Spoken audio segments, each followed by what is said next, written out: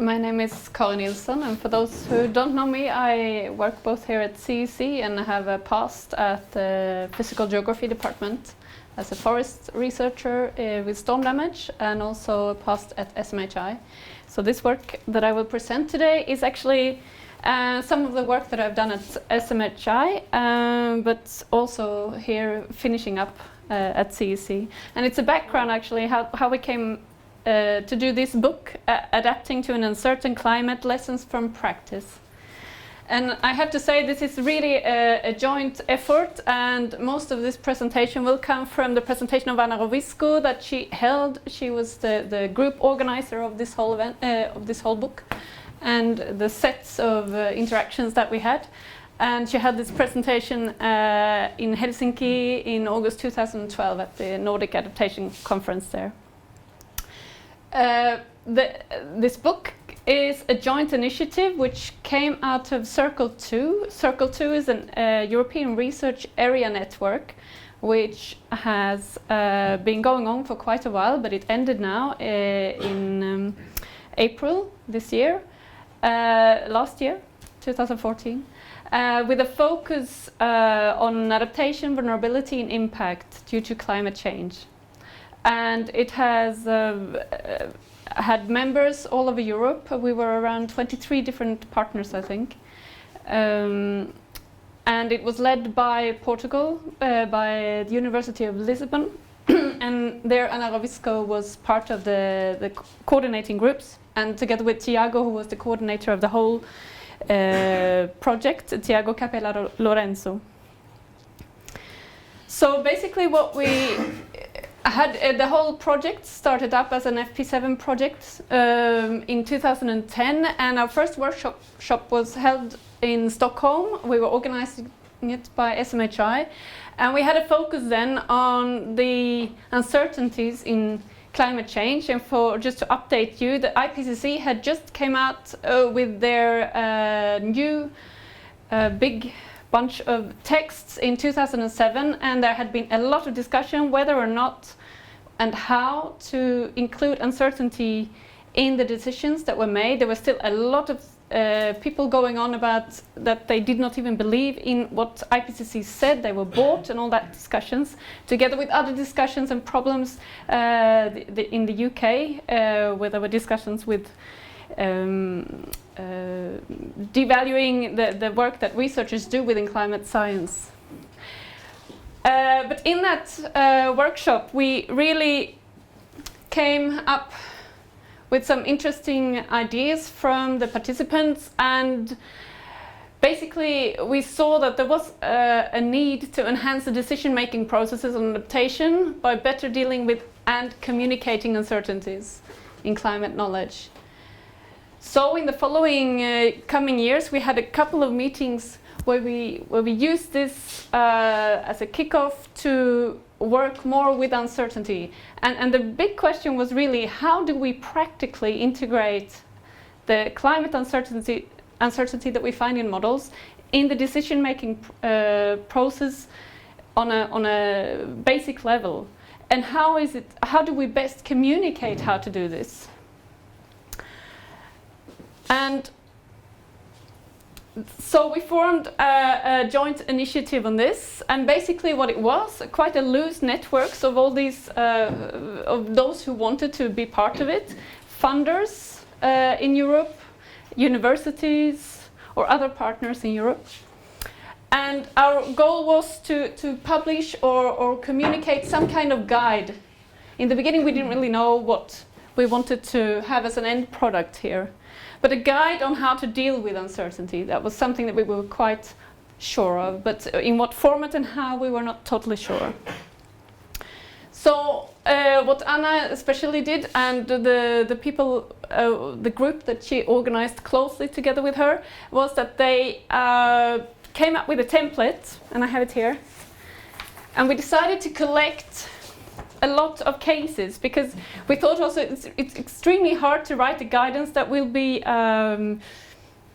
general and useful for all different kinds of things. So instead we'd like to just gather a few of examples that are around in Europe on different levels and on different sectors. So we sent out a questionnaire within all our networks, and I can pass it around. You can happy to share it with you. It's quite a long questionnaire, and anyone who wanted could fill it in, and there describe more in detail on how they did about introducing the uncertainty within the decision process, where there were both researchers and stakeholders involved, and how they actually saw that or did not see that led to a better or not better decision. And you know, normally you don't get the bad results. So in the end, we had 22 answers on this, which is not a lot. But we boiled it down to 12 here later on. But here, the things that I show here from it's the wider, bigger range. So it's about so it's 18 of the answers that I will show examples from. And then we had an analysis of those templates that came in, looked through them, and said, well, what fills up the criteria that we have stated? What do we want to show? Is this an example that is useful enough? And then we had interviews with the authors, and we wanted the authors actually to stay authors on this all the way through into the book. And here we started to talk about maybe publish this in a book format. We compilated this once again, and then there was a case study selection, basically, once we had gathered information twice on this.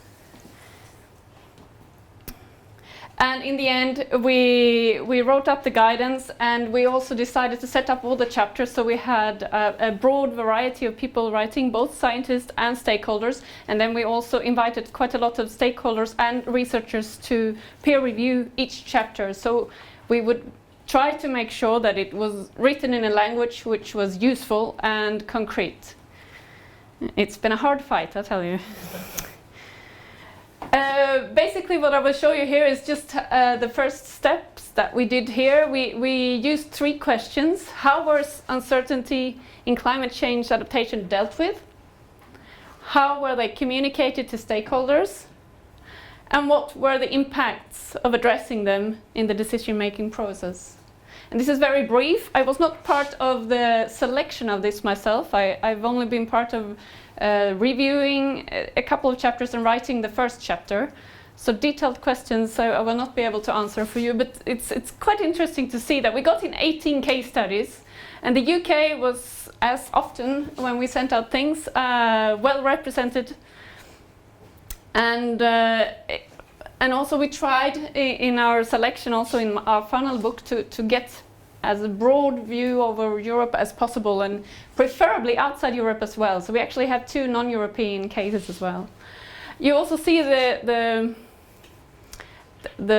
sectors that were giving answers, mainly water management, and especially at this time it was of course sea level rise and flood management in Netherlands that were not only Netherlands but within Europe that was quite high on the agenda.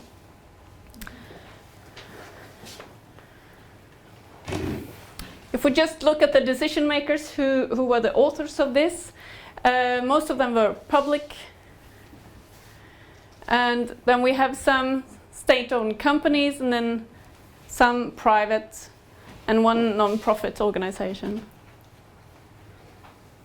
If we look at these 3 questions that we formed first here, how were uncertainties in climate change adaptation dealt with? There were quite a large range of how they were dealt with, and in the final product we set up a table in the end, trying to see just what methods were used within each case study. And that was quite interesting because it was quite diverse. And we don't give a value whether it's right or wrong. We've decided just to show what's there and how was it used.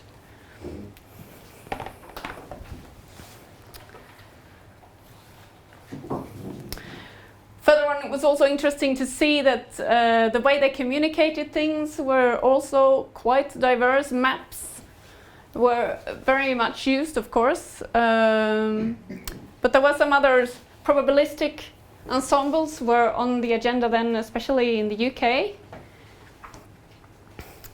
And then how to communicate. And you see, workshops and meetings were quite often used as a communication tool. Questionnaires and interviews were not so often used, and we also found that a lot of the stakeholders had some kind of questionnaire fatigue. So it was a bit interesting also to get that one through. I don't think we've written anything about it, but I'm sure you all felt it. And then in the end, what were the impacts of addressing them in the decision-making process? And this was a big problem here. You see, we weren't really sure. It was extremely hard for the writers to actually say how did these tools that they used help them in the decision-making process. So that took a lot of interviews, especially from the headquarters at the coordination by Anna and co-authors to wriggle around and deeply interview these people who were sitting in the room, and she organized sessions where we discussed it, or where they discussed it in between before we wrote the last parts of the book. However, there were some where they could say quite specifically, we used it and it helped us in this and that way. So just to see the final product, a very, very simplistic overview. All the cases that we finally used, basically in Europe, but also one from New Zealand and one from Canada, are shown here. And we try to also communicate it very simply. We also try to make the final output of the book possible to start reading wherever you want, basically. You can start directly with the chapters, and you're supposed to be able to understand them without having read the chapters before. And we try to interlink things. In the end, we decided to set up quite an extensive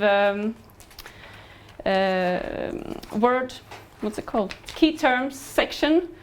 So we try to explain how we use the word, because that was also a discussion always, just within Europe and within scientists within the same discipline, they did use words differently. And then we tried to make tables and summarize these aspects in the end. And we hope that this will contribute in some little way, or not little way, but hopefully that it can bring some ideas to both national but also local decision makers when it comes to just adaptation decisions. So that's one example of how to gather case studies, basically, and hopefully make them useful. But we still have to evaluate whether or not the impact has been what we wanted it to be in the end. So just a little final one here. We often say that within adaptation, maybe you've seen this slide before, I usually show it, but it's a challenge to put ourselves in someone else's shoes. I really like that one. Thank you. Thank you. I suggest